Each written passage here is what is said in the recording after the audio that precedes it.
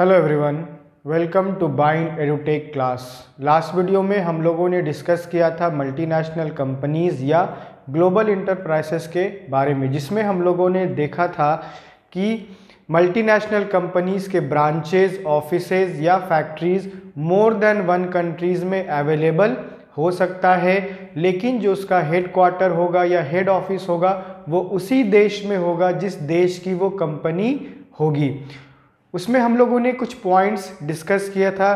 For example, huge capital requirements या huge capital resources की आवश्यकता होती है, क्रिएटिव आइडियाज़, इनोवेटिव आइडियाज़ की आवश्यकता होती है और एडवांस टेक्नोलॉजी की भी हमने उसमें बात किया था कि उसमें अगर कोई डेवलप कंट्री किसी डेवलपिंग कंट्री के साथ में जाकर के अपनी फैक्ट्री वहाँ लॉन्च करता है तो वो अपने देश की जो टेक्नोलॉजी है वो उसको लेकर के आता है, जिसको वो अपने देश में अपनी ही कंपनी में और अपने प्रोडक्ट को मैन्युफैक्चर करने में यूज़ करता है। इस वीडियो में हम बात करने वाले हैं joint venture and public private partnership के बारे में। Okay, so let's start with the definition of joint venture. When two or more independent firm together establish, जब दो या दो से अधिक two or more independent firm together establish a new enterprise, जब दो या दो से अधिक फर्म मिलकर के एक नया इंटरप्राइज स्टैब्लिश करते हैं बाय पुलिंग देयर कैपिटल, और साथ में वो लोग क्या कंट्रीब्यूट करेंगे, कैपिटल, टेक्नोलॉजी, उनके पास जो क्रिएटिव आइडियाज़ है या टेक्निक्स है, उन सारी चीज़ों को वो मिलाएंगे। It is known as a joint venture, उसी को हम जॉइंट वेंचर बोलते हैं। अब जॉइंट वेंचर कौन कर सकता है? तो जॉइंट वेंचर एक ही देश के दो अलग अलग फर्म मिलकर के एक न्यू फर्म को स्टार्ट कर सकते हैं, या एक देश का फर्म है और दूसरे देश के फर्म के साथ मिलकर के वो एक न्यू इंटरप्राइज को एस्टैब्लिश कर सकता है।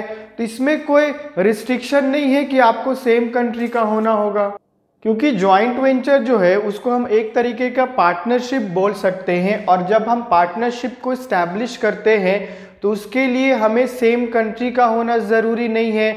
हम डिफरेंट कंट्री के फर्म के साथ भी एक जॉइंट वेंचर इस्टेब्लिश कर सकते हैं, उसके साथ मिलकर के हम न्यू बिजनेस को स्टार्ट कर सकते हैं अंडर जॉइंट वेंचर। ओके, जिसमें वो दोनों फर्म मिलकर के अपना कैपिटल, अपनी टेक्नोलॉजी को यूज़ करेंगे और एक नया बिजनेस या एक नया प्रोडक्ट को वो लोग लॉन्च करेंगे। For example, Maruti company of India, India की जो मारुति कंपनी है उसने क्या किया, जापान की कंपनी सुजुकी के साथ मिलकर के एक नया इंटरप्राइज लॉन्च किया, जिसे हम जानते हैं Maruti Suzuki of India limited, है ना। जापान की कंपनी थी सुजुकी और इंडिया की मारुति, दोनों ने जॉइंट वेंचर के अंडर एक नया प्रोडक्ट लॉन्च किया जिसे हम मारुति सुजुकी के नाम से जानते हैं। तो ये था जॉइंट वेंचर का definition. Now we will discuss the benefits. अब अगर हम जॉइंट वेंचर स्टार्ट कर रहे हैं तो जॉइंट वेंचर के कुछ बेनिफिट्स होंगे या कुछ फायदा होगा, तभी तो हम जॉइंट वेंचर को स्टार्ट कर रहे हैं। First point we have is greater resources and capacity. In a joint venture, the resources and capacity of two or more firms are combined with enable it to grow quickly and efficiently. जब दो independent firm मिलते हैं आपस में और दोनों के मिलने से एक नया फर्म इस्टेब्लिश होता है या नया फर्म को वो लोग लॉन्च करते हैं, तो वो जो नया फर्म होगा वो हाई टेक्नोलॉजी के साथ वो लोग लेकर के आएंगे, क्रिएटिव माइंड के साथ लेकर के आएंगे।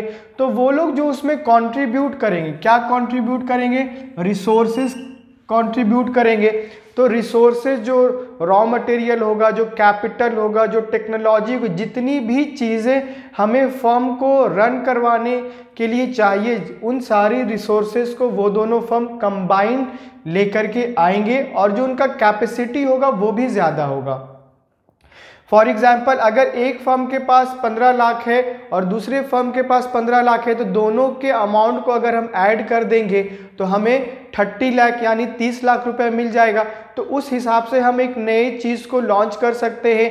हम ज़्यादा अच्छी टेक्नोलॉजी को यूज़ कर पाएंगे अगर हम लोगों ने दोनों के पैसे को कंबाइन कर दिया। अगर हमने दोनों को कंबाइन नहीं किया और ए के पास 15 लाख और बी के पास 15 लाख है, तो दोनों उसी के अकॉर्डिंग ही अपने आप को इंगेज करेंगे या अपने ऑर्गेनाइजेशन में उतना ही वो परचेस कर पाएंगे जितना उनके पास अमाउंट है। लेकिन जब दोनों मिलकर के एक नया प्रोडक्ट लॉन्च करने वाले होंगे या न्यू इंटरप्राइज को इस्टेब्लिश करने वाले होंगे, तो दोनों का जो कैपिटल होगा वो कंबाइन होकर के ज़्यादा हो जाएगा और उसी के अकॉर्डिंग वो लोग रिसोर्सेस को भी यूज कर पाएंगे। तो यहाँ पर कैपेसिटी जो है, जो क्राइटेरिया है, जो फील्ड है, वो इंक्रीज करता चला जाता है। कैपेसिटी ऑफ 2 और मोर फर्म, 2 फर्म मिलकर के या 2 से ज्यादा भी फर्म मिलकर के आपस में ज्वाइंट वेंचर स्टार्ट कर सकते हैं। Okay, it grow quickly and efficiently, ये बहुत जल्दी बढ़ता है और इफिशिएंटली, बहुत ही बेहतर वे में, बहुत ही अच्छे तरीके से इसको हम डेवलप कर सकते हैं। या ज्वाइंट वेंचर जब 2 या 2 से अधिक फर्म मिलकर के रन करवाते हैं तो इसमें वो सारी चीज़ों को वो यूज़ करते हैं जो वो अकेले शायद यूज़ नहीं कर पा रहे होंगे। Okay, number 2 we have is access to advance technology. It provides access to advanced techniques of production which increase efficiency and then help in reduction in cost and improvement in quality of product। अगर हम ने दो firm ने मिलकर के एक नया enterprise start किया है, एक नया बिजनेस स्टार्ट किया है अंडर ज्वाइंट वेंचर, तो यहाँ पर हम देख पाएंगे कि यहाँ पर हमारे पास एडवांस टेक्नोलॉजी को हम यूज़ कर पाएंगे प्रोडक्शन करने के लिए। ओके, मैंने आपको पहले एग्जांपल दिया ए और बी का, जिसके पास 15 लाख और जिसके पास 15 लाख है, मतलब अलग अलग फर्म है और दोनों के पास 15-15 लाख रुपए है। तो अगर वो लोग दोनों अपने हिसाब से परचेज करना शुरू करेंगे टेक्नोलॉजी को या उस मशीनरी को जिसके आधार पर वो प्रोडक्शन करेंगे, तो वहाँ पर जो उनका अमाउंट है वो लिमिटेड है और उसी के अकॉर्डिंग ही वो परचेजिंग करेंगे। लेकिन जब दोनों के अमाउंट को हम कंबाइन कर देंगे तो हम एडवांस टेक्निक के साथ प्रोडक्शन कर सकते हैं। ओके, अगर हम एडवांस टेक्नोलॉजी या एडवांस मशीन्स के साथ अगर हम प्रोडक्शन करते हैं, उसमें रॉ मटेरियल अगर हम डालते हैं, तो हमारा जो प्रोडक्ट निकलेगा वहाँ से वो फाइन क्वालिटी का होगा और उस एडवांस टेक्नोलॉजी से या एडवांस मशीनरी में हमारा जो वेस्टेज है वो कम से कम होगा। अगर हमारा वेस्टेज कम से कम होगा तो हमारा कॉस्ट जो है वो मिनिमाइज होगा, कॉस्ट मिनिमाइज होगा तो हम मैक्सिमम प्रॉफिट भी अर्न कर पाएंगे। तो advance technique of production which increase efficiency, अगर हम एडवांस टेक्नोलॉजी को यूज करते हैं प्रोडक्शन में तो हमारा जो एफिशिएंसी है, हमारी जो काबिलियत है, हमारी जो क्षमता है, हमारा जो क्राइटेरिया है वो कहीं ना कहीं इंक्रीज करता चला जाएगा and then help in reduction in cost, और उसी के माध्यम से हम अपने कॉस्ट में रिडक्शन लाएंगे। अगर कोई भी व्यक्ति बिजनेस रन कर रहा है या बिजनेस स्टार्ट करना चाहता है, उसका जो पहला पॉइंट होता है कि मुझे कैसे प्रॉफिट अर्न करना है और मैं अपने कॉस्ट को कैसे रिड्यूस कर सकता हूं। अगर कोई बिजनेसमैन है और वो अपने कॉस्ट को रिड्यूस नहीं कर पा रहा है तो वो ज़्यादा टाइम तक हो सकता है मार्केट में एग्जिस्ट नहीं कर पाए या लॉन्ग टाइम तक वो प्रॉफिट भी नहीं कमा पाएगा जब तक वो अपने कॉस्ट को मिनिमाइज नहीं कर सकता। क्योंकि जो कॉस्ट अगर हमारा लागत बढ़ता चला जाएगा और हम उसे कंट्रोल नहीं करेंगे तो हम अपनी कंपनी को या अपने फर्म को डेवलप नहीं कर पाएंगे या उसको ग्रो नहीं कर पाएंगे। क्योंकि हम जो भी कमाएंगे वो अपने फर्म में ही इन्वेस्ट करेंगे, अपने बिजनेस में ही इन्वेस्ट करेंगे। तो बिजनेस में इन्वेस्ट हम तभी करेंगे जब हम उसी बिजनेस से प्रॉफिट कमाएंगे। अगर हम घर से बार बार पैसा लगाएंगे, हम बोरो करके पैसा लगाएंगे, हम उधार लेकर के पैसा लगाएंगे अपने फर्म में, तो कितने टाइम तक हम उसमें बोरो कर पाएंगे, या कितने टाइम तक हम दूसरों से लेकर के पैसा लगाएंगे, तो फिर हमें भी तो उसको चुकाना पड़ेगा। तो हम तभी कर पाएंगे जब हम कॉस्ट को रिड्यूस कर पाएंगे, जब हम कॉस्ट का रिडक्शन कर पाएंगे तो कॉस्ट का रिडक्शन के साथ हमें प्रॉफिट भी ज़्यादा कमाने का मौका मिलेगा। And then improvement in quality of product, हमें ये भी इंश्योर करना है कि हमारा जो प्रोडक्ट है वो फाइन क्वालिटी का होना चाहिए, क्योंकि जो आज का कस्टमर है वो बहुत ज़्यादा अवेयर हो गया है। हमने ग्लोबल इंटरप्राइजेज में या मल्टीनेशनल कंपनीज में हम लोगों ने देखा, जो दूसरे देश की कंपनी अगर हमारे देश में आकर के वो प्रोडक्ट को लॉन्च करती है या अपना फैक्ट्री यहाँ इस्टेब्लिश करती है, तो वो फाइन क्वालिटी का प्रोडक्ट सेल आउट करती है, जिससे डोमेस्टिक बिजनेसमैन या डोमेस्टिक इंटरप्राइजेज जो होते हैं उन्हें हार्म नहीं होता है, लेकिन वो उन्हें कहीं ना कहीं थोड़ा सा लॉस बेयर करना पड़ सकता है, क्योंकि उनके पास उतना फाइन या हाई टेक्नोलॉजी अवेलेबल नहीं होता है कि वो फाइन क्वालिटी ऑफ प्रोडक्ट को अवेलेबल करवा पाए। तो जॉइंट वेंचर के अंदर हमने देखा, जो दो फर्म मिलकर के एक नया प्रोडक्ट लॉन्च करता है, जो उनका क्वालिटी ऑफ द प्रोडक्ट है वो भी फाइन क्वालिटी का होता है। और ये जॉइंट वेंचर का एडवांटेज है या बेनिफिट है कि जब एक डेवलपिंग कंट्री के साथ मिल करके एक नया बिजनेस स्टार्ट करता है, वो हाई टेक्नोलॉजी को लेकर के आता है, जिसके माध्यम से प्रोडक्ट जो होगा वो फाइन क्वालिटी का होगा। ओके, आज का कस्टमर अवेयर है, वो हर चीज़ के बारे में जानता है, वो हर चीज़ के बारे में अवेयर है, उसको पता है कि मुझे कौन सा प्रोडक्ट कहाँ से अवेलेबल हो सकता है, कौन से प्रोडक्ट का कितना प्राइस हो सकता है, मुझे कौन सा प्रोडक्ट कितने एट अ रीजनेबल प्राइस कहाँ अवेलेबल हो सकता है, तो कौन सी कंपनी कौन सा रॉ मटेरियल यूज़ करके प्रोडक्ट को बना रही है। तो ये सारा कुछ हमारा कस्टमर आज का जानता है। इसीलिए हर फर्म को, हर ऑर्गेनाइजेशन को, हर बिजनेस को ये इंश्योर करना चाहिए जो उसका प्रोडक्ट है वो फाइन क्वालिटी का होगा।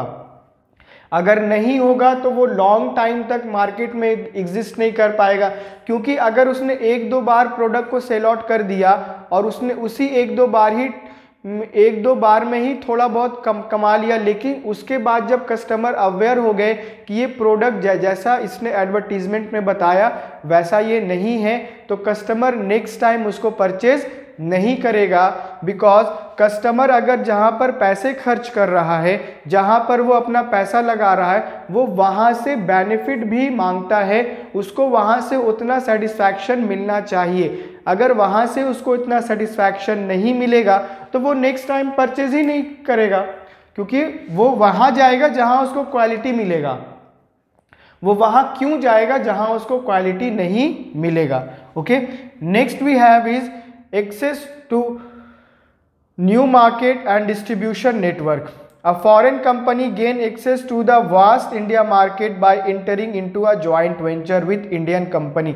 अगर फॉरेन की कंपनी ने इंडिया की कंपनी के साथ मिलकर के ज्वाइंट वेंचर स्टार्ट किया है, एक नया इंटरप्राइज स्टार्ट किया है, फॉरेन की कंपनी ने इंटर किया है इंडिया का मार्केट और इंडिया की फर्म के साथ मिलकर के उसने ज्वाइंट वेंचर स्टार्ट किया है, तो यहाँ पर जो उसको मार्केट मिलेगा वो बहुत वास्ट मिलेगा, वो बहुत बड़ा मार्केट मिलेगा, क्योंकि इंडिया में नंबर ऑफ बहुत सारे रिलीजन्स के लोग रहते हैं जो अलग अलग फेस्टिवल भी सेलिब्रेट करते हैं। तो यहाँ पर अगर कोई बाहर की कंपनी आती है, अगर उसका मकसद है कि मुझे केवल गारमेंट्स का फैक्ट्री बैठाना है या मुझे कपड़ा का ही प्रोडक्शन करना है, मैं कपड़ा ही मैन्युफैक्चर करके सेल आउट करूँगा, तो वो देखा जाएगा यहाँ पर, क्योंकि इंडिया में बहुत सारे रीजन के लोग रहते हैं। यहाँ पर अलग अलग टाइप के फेस्टिवल मनाए जाते हैं, सेलिब्रेट किए जाते हैं, जिसमें लोग हर बार नया कपड़ा परचेस करते हैं। जो कंपनी इस पर्पस से अगर इंटर करता है इंडिया के मार्केट में, तो वो कम से कम टाइम में मैक्सिमम प्रॉफिट अर्न कर सकता है। ओके, क्योंकि इंडिया का जो मार्केट है वो बहुत वास्ट मार्केट है। यहाँ पे हर दिन कुछ ना कुछ होता रहता है। यहाँ पर हर एक दो बार में फेस्टिवल लोग सेलिब्रेट करते रहते हैं। Okay, by entering it can also take advantage of the well established distribution system of local firm. अगर वो लोकल फर्म के साथ मिलकर के नया बिजनेस स्टार्ट कर रहा है अंडर ज्वाइंट वेंचर, तो यहाँ पर दोनों को ही फायदा होगा। जो फर्म पहले से एग्जिस्ट कर रहा है और जो फर्म अभी बाहर से आया है, that is the foreign company. जो फॉरेन कंपनी अभी आई है उसको पता है कि मुझे कहाँ से प्रॉफिट होगा और मुझे कहाँ से लॉसेस हो सकते हैं। The next point we have is innovation. Foreign partner in a joint venture have to ideas and technology to develop innovative product and services। अगर हम बात करें फॉरेन पार्टनर की, जो कंपनी फॉरेन से आई है इंडिया में, तो वो जो पार्टनर है वो फॉरेन पार्टनर है इंडियन फर्म का, तो वहाँ से वो क्या ला रहा है, आइडिया ला रहा है, टेक्नोलॉजी ला रहा है टू डेवलप इनोवेटिव प्रोडक्ट, नया प्रोडक्ट बनाना, या जो वो प्रोडक्ट बना रहे हैं लंबे समय से उसमें कुछ ना कुछ इनोवेट करना, कुछ ना कुछ उसमें ऐड कर देना, जिसके माध्यम से हो सकता है जो हमारा कस्टमर वो हमारी ओर अट्रैक्ट हो, वो कस्टमर को वो प्रोडक्ट ज़्यादा बेटर लगे पहले वाले प्रोडक्ट से या दूसरे कंपनी के प्रोडक्ट से। तो यहाँ पर हमने देखा जो फॉरेन पार्टनर है, अगर वो ज्वाइंट वेंचर के अंदर आ रहा है तो वो क्या ला रहा है, इनोवेटिव टेक्नोलॉजी और आइडिया ला रहा है। क्यों ला रहा है, प्रोडक्ट और सर्विसेज को सेल आउट करने के लिए। They have an advance in highly competitive and demanding market. अगर मैं बात करूं फॉरेन पार्टनर की, तो जो कंपनी बाहर से आ रही है या जो पार्टनर फॉरेन से आ रहा है वो तो डेवलप कंट्री से आ रहा है, डेवलप कंट्री से एक पार्टनर आ रहा है डेवलपिंग कंट्री में। जो डेवलप कंट्री से आ रहा है वो तो पहले ही एक कॉम्पिटिटिव मार्केट से रह कर के आया है, वो वहाँ से रहकर आया है जहाँ पे नंबर ऑफ बिजनेस चल रहे हैं जो हाई टेक्नोलॉजी के साथ गुड्स का प्रोडक्शन करते हैं, जो फाइन क्वालिटी ऑफ प्रोडक्ट को सेल आउट करते हैं, जहाँ पर कस्टमर जो क्वालिटी को ज़्यादा प्रीफर करते हैं। अगर वो वहाँ से डेवलपिंग कंट्री में आएगा तो उसको फायदा होगा। एट द सेम टाइम जो कंट्री अभी डेवलपिंग कंट्री के स्टेज में डेवलपिंग कंट्री है उसको भी कहीं ना कहीं फायदा होगा, बिकॉज क्योंकि उसको वो टेक्नोलॉजी मिल रहा है जिसको अभी उसने यूज़ भी नहीं किया, केवल उसने सुना है कि अगर हम ये मशीनरी या ये टेक्नोलॉजी को यूज़ करेंगे तो ये हमारे प्रोडक्ट के लिए बेनिफिट साबित होगा। Okay, next we have is low cost of production. Raw material and labour are comparatively cheap in developing countries. जो डेवलप कंट्रीज के जो पार्टनर हैं, जो लोग हैं, अगर वो डेवलपिंग कंट्री में आकर के अपने फर्म को स्टार्ट करते हैं या अंडर जॉइंट वेंचर वो एक नया इंटरप्राइज स्टार्ट करते हैं तो उनको बहुत फ़ायदा होता है। क्योंकि डेवलपिंग कंट्री की बात करें तो यहाँ पे अनएम्प्लॉयमेंट ज़्यादा है, यहाँ पर पॉवर्टी ज़्यादा है, यहाँ पर उतने लोग स्किल्ड नहीं हैं जितना उन्हें होना चाहिए। तो जब एक फॉरेन पार्टनर एक डेवलपिंग कंट्री के साथ मिल करके एक नया इंटरप्राइज स्टार्ट करता है तो उसको रॉ मटेरियल चीप रेट पे अवेलेबल हो जाता है और एट द सेम टाइम जो हमारे वर्कर्स हैं, जो हमारे लेबर्स हैं, वो भी चीप रेट पर अवेलेबल हो जाएंगे। क्योंकि जिस व्यक्ति को अगर एक टाइम का भी खाना नहीं मिल रहा है, अगर उसे एक टाइम का खाना मिल जाए तो वो बहुत ही खुश हो जाएगा। तो जो व्यक्ति लंबे समय से बेरोजगार है, अनएम्प्लॉयड है, अगर उसे कुछ इनकम नहीं हो रहा है, अगर उसे मैं 500 रुपये दे दूं हर महीने तो वो खुशी खुशी हमारा काम करने के लिए राज़ी हो जाएगा। अगर जिस व्यक्ति को 3 टाइम का खाना नहीं मिला, अगर उसे 1 टाइम का मिल जाए तो वो और ज़्यादा खुश हो जाएगा। उसी प्रकार जो डेवलपिंग कंट्री में अगर पॉपुलेशन बहुत ज़्यादा है, अगर डेवलपिंग कंट्री में पॉवर्टी बहुत ज़्यादा है, अगर डेवलपिंग कंट्री में अनएम्प्लॉयड लोग ज़्यादा है, वहाँ पर अगर डेवलप कंट्री का पार्टनर का लोग जाता है या डेवलप कंट्री वहाँ पर जाकर के एक नया बिजनेस स्टार्ट करता है तो वहाँ पर उसको बहुत सारी चीज़ें चीप रेट पर अवेलेबल हो जाती हैं जो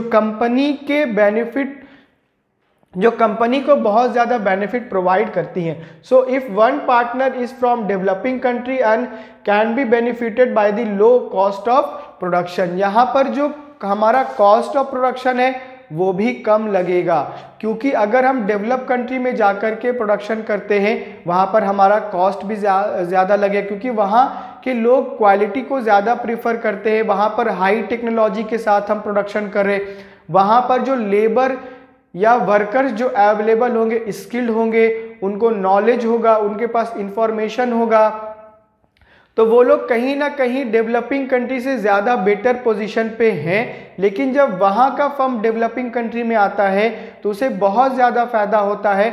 हम केवल उसको फ़ायदा नहीं देंगे, हम डेवलपिंग कंट्री के बारे में भी बात करेंगे, क्योंकि उसको नया टेक्नोलॉजी मिल रहा है, वहाँ पर लोगों को एम्प्लॉयमेंट जनरेशन हो रहा है, वहाँ पर लोग कमा रहे हैं, उनको खाना मिल रहा है। तो अगर हम बात करते हैं डेवलपिंग कंट्री की तो उसको फ़ायदा हो रहा है, और at the same time develop country को भी फायदा हो रहा है, क्योंकि हर चीज़ें उसे रीजनेबल रेट पर अवेलेबल हो जा रही हैं, लो कॉस्ट पर या लो प्राइस पर अवेलेबल हो जा रहा है, जिससे जो उसका कॉस्ट ऑफ प्रोडक्शन है वो भी कम लगेगा। अगर हम रॉ मटेरियल ज़्यादा अमाउंट पे या ज़्यादा पैसा खर्च करके अगर हम परचेस करते हैं, या अगर हम अपने लेबर को ज़्यादा पे करते हैं, तो हमारा वो सारा का सारा एक्सपेंस जो है वो हमारा प्रोडक्शन में ऐड हो जाता है। हमारा जो प्रोडक्ट है हम उसमें ऐड कर देते हैं, क्योंकि हमने भी कहीं ना कहीं से कमाना है, तभी तो हम इन सारे एक्सपेंसेस को पूरा कर पाएंगे। अगर हमें हर कुछ चीप रेट पे अवेलेबल हो जाएगा तब हमारा जो कॉस्ट ऑफ प्रोडक्शन है वो भी लो होगा। Next we have is well known brand names.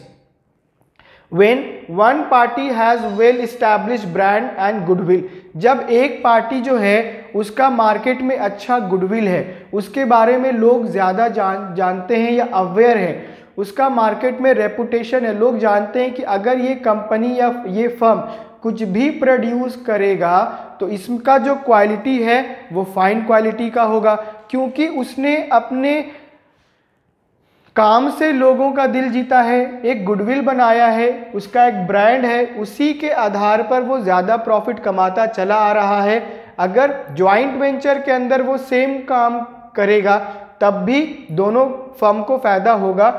The other party get benefited product of such brand name and can be easily launched in the market.